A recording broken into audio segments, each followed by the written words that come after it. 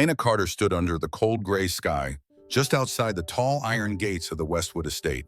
Her coat was thin, barely enough to keep the morning chill away, and her hands trembled slightly as she gripped the frayed handle of an old canvas bag.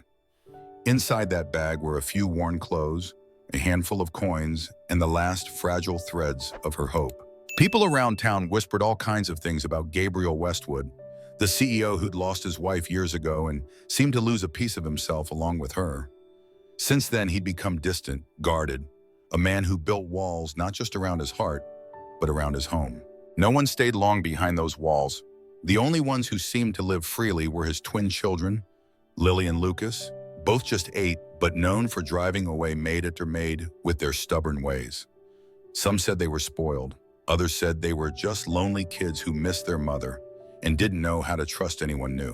Elena had no impressive degree, no fancy training, just years of scrubbing floors, chopping vegetables in other people's kitchens, and trying to survive. She knew this job might be impossible, but she also knew she needed it more than anything. Her mother back home needed medicine. She needed a roof over her head. A heavy creak pulled her back from her thoughts. The iron gate opened, and there he was, Gabriel Westwood, tall and imposing in a dark suit that did nothing to hide the exhaustion lining his face. His eyes, sharp but tired, studied her like he was weighing every unspoken story behind her eyes. "You're Elena Carter?" His voice was low, clipped, with no warmth. She nodded, voice catching a little but steady enough. "Yes, sir. I promise I'll do my very best." Gabriel only gave the slightest nod and turned back toward the house, the meaning clear. "Follow me if you want this." Elena gripped her bag a little tighter and stepped through the gates. She didn't know yet that behind that grand door waited not just hard work, but a chance to become something this lonely family had forgotten they needed. A real home. The warmth inside the Westwood mansion hit Elena like a wave the moment she stepped through the door, but it did nothing to calm the anxious knot in her chest. The house was beautiful, bright chandeliers, polished marble floors, walls lined with family portraits. Most of them showed a smiling woman with kind eyes, Lily and Lucas's mother, gone too soon but somehow still watching every corner of this cold, grand house. Gabriel led her into the main hallway without saying a word. His footsteps echoed on the floor, each one making Elena feel smaller. Near the staircase, 2 small faces peeked out from behind the railing. Lily stood slightly in front, arms crossed over her chest like a tiny queen, chin tilted up. Lucas half hid behind his sister, one hand clutching the banister, eyes wide and curious but guarded. Gabriel stopped and turned to them. "Kids," he said, his voice softer than before but still heavy. "This is Elena. She's here to help around the house. And to help you." Lily's lips pressed into a thin line. She didn't even blink. Lucas tilted his head, then leaned closer to whisper something in his sister's ear. Whatever he said made Lily roll her eyes. Elena dropped her bag by her feet and crouched down, forcing a small, gentle smile. "Hi, Lily. Hi, Lucas. It's nice to meet you." Silence, not even a nod. Lily finally spoke, her voice sharp for an 8-year-old. "You won't stay. They never do." Gabriel looked away, jaw tightening at his daughter's bluntness. Elena didn't flinch. Instead, she looked the little girl right in the eyes and said softly, "Maybe you're right. But while I'm here, I promise I'll try to make this house feel a little less lonely." Lucas's eyes darted from Elena to his father. He whispered, barely loud enough for her to catch, "Do you know how to make pancakes?" A flicker of hope, Elena's smile brightened just a bit. "I do, the best you've ever tasted." Gabriel watched all of this in silence, arms folded across his chest. For a split second, Elena thought she saw a trace of relief in his eyes, but just as quickly it was gone. "Settle in," he said curtly. "Breakfast at 7, and good luck." Then he turned and walked away, leaving Elena standing there with 2 kids who didn't trust her yet, but maybe, just maybe, wanted to. That first night felt like walking on eggshells. Elena settled into the small attic room the Westwoods had always reserved for live-in help. It was tiny, just a single bed, an old dresser, and a window that creaked in the wind. But for her, it was the safest she'd felt in months. She sat on the edge of the bed, tracing her fingers over the faded blanket. Downstairs, she could hear muffled voices, Gabriel talking to someone on the phone, Lily's sharp little protest about bedtime, Lucas asking for just 5 more minutes. It struck her then how this house was so grand, yet the people inside it felt more fragile than the bricks holding it up. At dawn, Elena woke early, long before the alarm. She slipped into the kitchen, the silence broken only by the hum of the refrigerator. She didn't have fancy recipes, but she knew what comfort tasted like.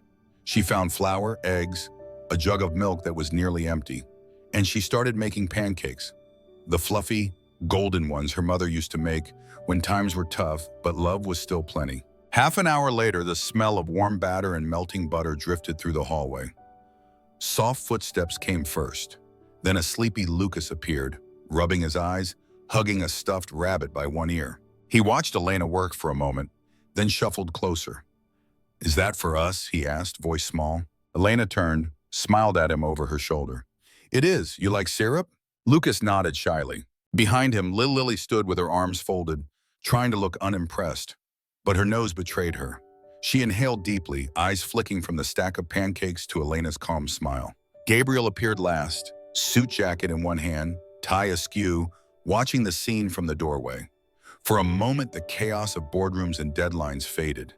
He saw his children, his impossible twins, sitting at the kitchen counter, forks in hand, not arguing for once. He met Elena's eyes across the counter. No words were needed, just the smallest nod, a silent thank you that he'd never say out loud. And for the first time since she stepped through that gate, Elena felt it. Maybe she wouldn't have to run this time. Maybe she could be more than just another maid passing through. By the second week, the pancakes had turned into something more. Elena found herself waking before dawn every day, not because she had to, but because she wanted the kitchen to feel warm when Lily and Lucas wandered in, sleepy-eyed, dragging their feet and clutching their stuffed animals like tiny shields. At first, they'd barely speak. Lucas would whisper his requests, extra honey, strawberries if they had them. Lily, on the other hand, still pretended not to care. She would poke at her food, flick her hair over her shoulder, and say things like, "It's okay, I guess." But every morning she finished every bite. When the kids left for school, Gabriel would stand by the door, coffee mug in hand, the dark circles under his eyes a permanent shadow. Elena could sense it, the exhaustion that came not from work, but from carrying grief alone for too long. One morning, as she packed Lily's lunchbox, she saw a faint smile cross his face. So quick, she almost missed it. "You don't have to do this, you know," Gabriel said gruffly, avoiding her eyes. "Do what?" Elena asked, gently pressing a sandwich into a bright pink container. "Make it feel like this house isn't just walls and rules." Elena paused, wiping her hands on a dish towel. "Maybe I don't have to," she said softly. "But someone should." They locked eyes for a heartbeat, two people on opposite sides of an invisible wall, both too stubborn to admit they needed each other to keep it from crumbling. That afternoon, when the twins came home, Elena tried something new. She waited for them on the porch with a plate of fresh cookies. Not the store-bought kind they were used to, but the warm, imperfect kind that smelled like real kitchens and real mothers. Lucas's face lit up the moment he saw them. He stuffed two in his pocket before Lily could grab them all. Lily tried to hide her grin behind a dramatic eye roll. "These are okay," she said through a mouthful of chocolate chips. But when she turned away, Elena caught it. A small crumb stuck to Lily's cheek, and under it, the tiniest smile, real and unguarded. Sometimes a family doesn't start with big promises. Sometimes it starts with pancakes and cookies, and someone who refuses to give up. By the third week, the Westwood mansion felt different, not to outsiders, but to the people who mattered most. It was in the little things, Lucas running down the hallway to tug at Elena's apron, begging for one more bedtime story. Lily hovering in the kitchen when she thought no one was watching, asking for help with her hair, because Daddy always pulls too hard. And Gabriel? He was still distant, still buried in paperwork and calls late into the night. But sometimes when Elena passed his study, she'd find him standing in the hallway, just listening to his children's laughter echo through rooms that had once been too quiet. But not everyone was happy about the new warmth. One rainy Thursday afternoon, Elena was wiping down the kitchen counter when a sharp voice made her flinch. "Don't get too comfortable, dear." She turned to see Mrs. Grant, the head housekeeper, arms crossed over her starched uniform. She'd worked for Gabriel's parents before they passed, and she never missed a chance to remind Elena she was just the help. "You think a few pancakes and bedtime stories will make you irreplaceable?" Mrs. Grant sneered. "I've seen dozens like you come and go." Elena forced a polite smile, though her hands trembled just slightly behind her back. I'm not trying to replace anyone, I'm just trying to make things a little easier for the kids. Mrs. Grant leaned in, her voice like poison honey. Don't forget whose roof you're under. Mr. Westwood has no patience for clingy charity cases. When he's done feeling sorry for you, you'll be gone, just like the rest. Elena said nothing. She just nodded, excused herself, and stepped outside into the back porch to breathe. The rain fell in soft sheets, pattering against her thin coat. For a moment, all her old fears clawed back in. What if she was right? What if this warmth was temporary? What if she lost this too? Then a small voice broke through the drizzle. Are you okay, Miss Elena? It was Lucas standing there barefoot, a blanket dragging behind him. She crouched down, brushing his damp hair off his forehead. I'm okay, sweetheart, she whispered, pulling him into a hug. And in that small, quiet moment, Elena promised herself, no matter what they say, I'm not giving up on these kids. Not now, not ever. That night, Gabriel Westwood couldn't sleep. He sat alone in his study, the dim lamp throwing shadows across stacks of paperwork he had no will to finish. His eyes drifted to a framed photo on the shelf. His late wife, smiling bright, arms wrapped around two toddlers who were too young to understand where she'd gone. He ran a thumb across the glass, feeling the cold bite of regret that never left him. They deserve more than this, he thought. More than a father who forgets to smile, a house so big yet so empty. He didn't know why, but his mind kept circling back to Elena. The way she spoke to Lily, patient, calm, never once raising her voice, even when that fiery little girl tested every limit. The way Lucas, shy and guarded, clung to her sleeve now, like she was a lifeline. He remembered how just weeks ago, Lily wouldn't touch her lunch unless it was from a box. Lucas barely spoke at breakfast. And now there was laughter in the mornings. Crumbs on the table that no one yelled about. Little footsteps running down the hall, calling for bedtime stories instead of hiding behind locked doors. Gabriel leaned back in his chair, rubbing his temples. He didn't want to admit it, but he felt it. Elena had done more in 3 weeks than he'd managed in 3 years. Down the hallway, the faint sound of giggling caught his ear. He rose and followed it quietly. At the children's bedroom door, he paused. Inside, Elena sat cross-legged on the rug, a tattered fairy tale book in her lap. Lila was draped over her shoulder, pretending not to listen, while Lucas lay half asleep, clutching his stuffed rabbit tight. Armstrong. And the little bird found its way home, Elena whispered, brushing hair from Lily's eyes. Because no matter how lost you feel, someone will always help you find your way back. Gabriel stood there, unseen. In that moment, he saw not just a maid, but something more. A warmth he hadn't realized his family was starved for. He knew Mrs. Grant hated the girl, thought her too soft for this place.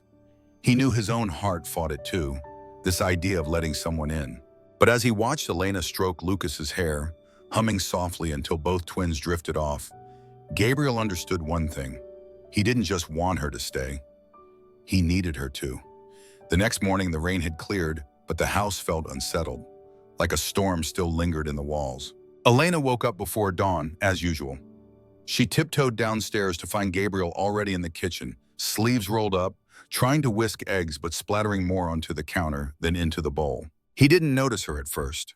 She stood there, watching him, this man who looked so in control in every boardroom, now frowning at a cracked egg like it might ruin his entire day. When he finally glanced up, he froze for a second, then muttered, I was trying to make them breakfast. Elena bit back a smile. Mind if I help? They cooked side by side, quietly. No big conversation, just the occasional clink of the whisk, the gentle scrape of a pan. Gabriel was the one who broke the silence first. You've changed things here, Elena. She paused, spatula hovering over the skillet. I hope that's all right.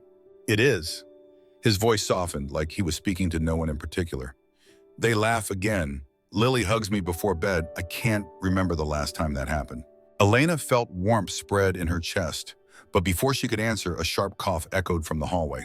Mrs. Grant stood there, arms folded, eyes narrowed like twin knives. She'd seen enough to know when her authority felt threatened. Mr. Westwood, may I have a word? She asked, voice sugar-coated but eyes flashing. Gabriel sighed, nodded. Of course. He stepped into the hallway with Mrs. Grant. Voices hushed, but not far enough for Elena to miss every cold word. She is crossing boundaries, Mrs. Grant hissed. She's not family, sir. She's the help. If you let her think she's more than that, you'll regret it. So will your children. There it was, the same fear that had chased Elena from one household to another. The same whisper, "You don't belong here, you never will." She forced her hands to keep moving, flipping the pancakes, arranging fruit on the kids' plates. But inside, her heart twisted. When Lily and Lucas came down, they found Gabriel gone for work again. Mrs. Grant glaring at Elena from the doorway, and Elena, still smiling, trying to pretend her whole world hadn't just shaken on its fragile foundation. She bent down to tie Lucas's shoelaces. He touched her hair, like he could tell something was different. "You're not going anywhere, right?" he asked. Elena swallowed the lump in her throat, brushed his cheek with her thumb, and lied as gently as she could. "Not if I can help it, sweetheart. Not if I can help it." The tension in the house grew thicker each day, like an invisible thread pulling tighter and tighter around Elena's chest. Mrs. Grant made no effort to hide her disdain anymore. She would shuffle papers loudly whenever Elena walked by, mutter sharp warnings under her breath, and always remind her, "You're just the help." One evening, after Lily and Lucas had drifted to sleep in the soft warmth of their bedtime stories, Elena sat alone on the back steps of the house. The cold night air bit at her skin, but she didn't care. She thought about her mother's medicine, the unpaid bills, the tiny room she called home now. She thought about how easily this could all slip through her fingers. How maybe Mrs. Grant was right. Maybe she'd allowed herself to want too much. A soft click of the door behind her broke her thoughts. Gabriel stepped out, hands tucked into his pockets, his face half hidden in the shadows. For a moment, neither spoke. "You're leaving, aren't you?" he asked, voice low, words carrying more fear than he meant them to. Elena looked down at her hands, twisting her fingers. "I don't want to," she whispered. "But I don't belong here. I don't want the children to see all this fighting." Gabriel let out a breath, the kind that sounded like it had been trapped for years. "Do you know what Lily told me tonight?" he said. "She said she wants to braid your hair, so you'll look pretty when you stay forever."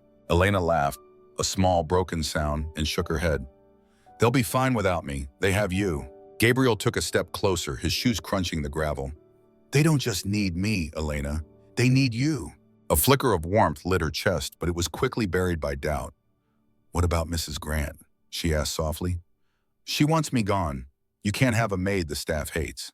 Gabriel's eyes hardened, but his voice stayed gentle. "I'm not asking you to be just the maid. I'm asking you to be what you've already become to them, to us."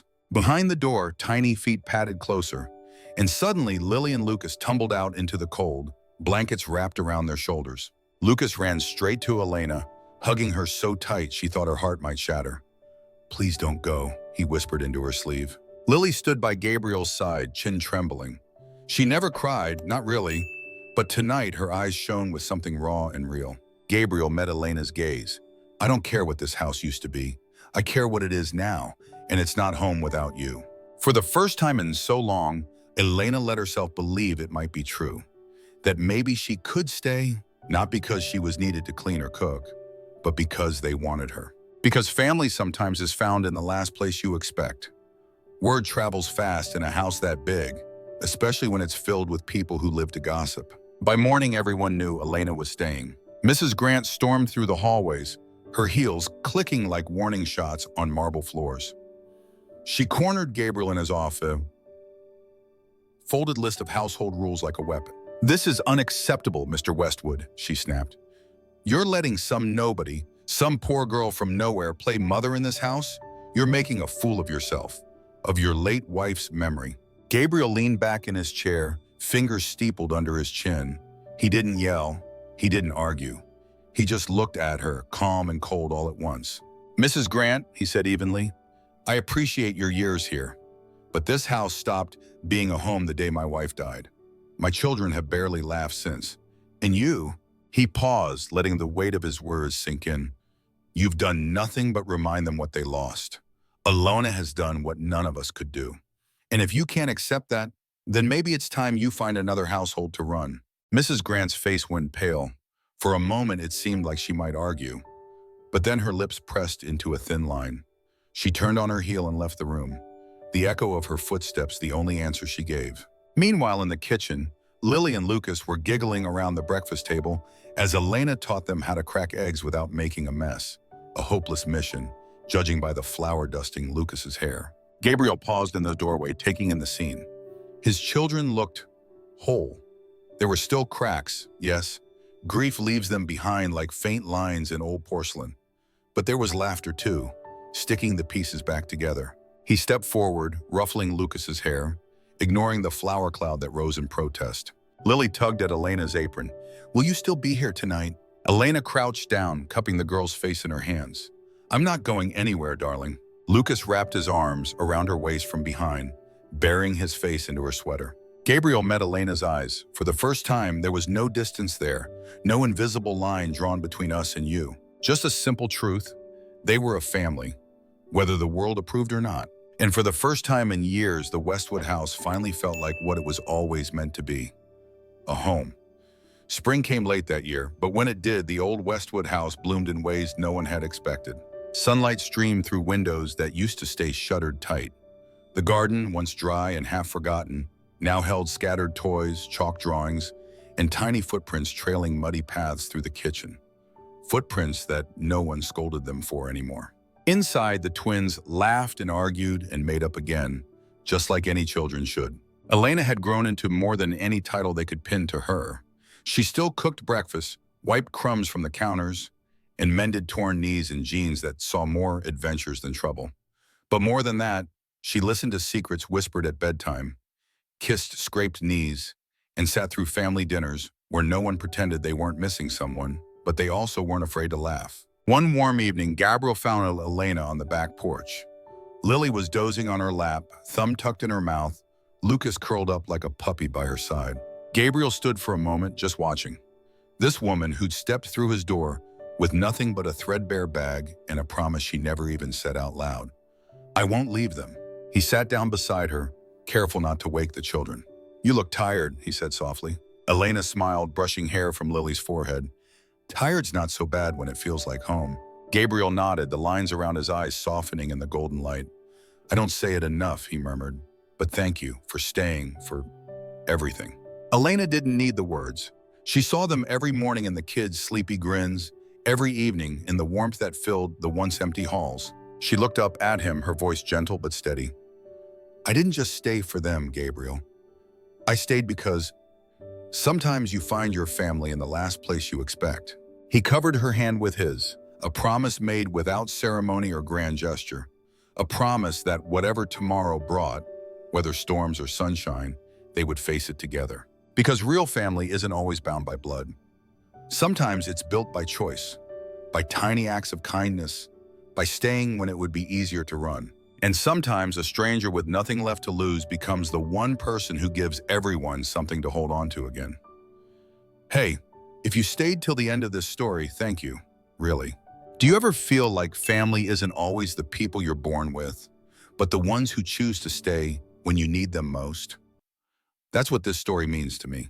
If it made you feel something too, I'd love to hear what part touched you the most. Just drop a comment below. And if you'd like more stories like this one, please hit like, subscribe, and share it with someone who might need a little warmth today. Take care, and I'll see you in the next story.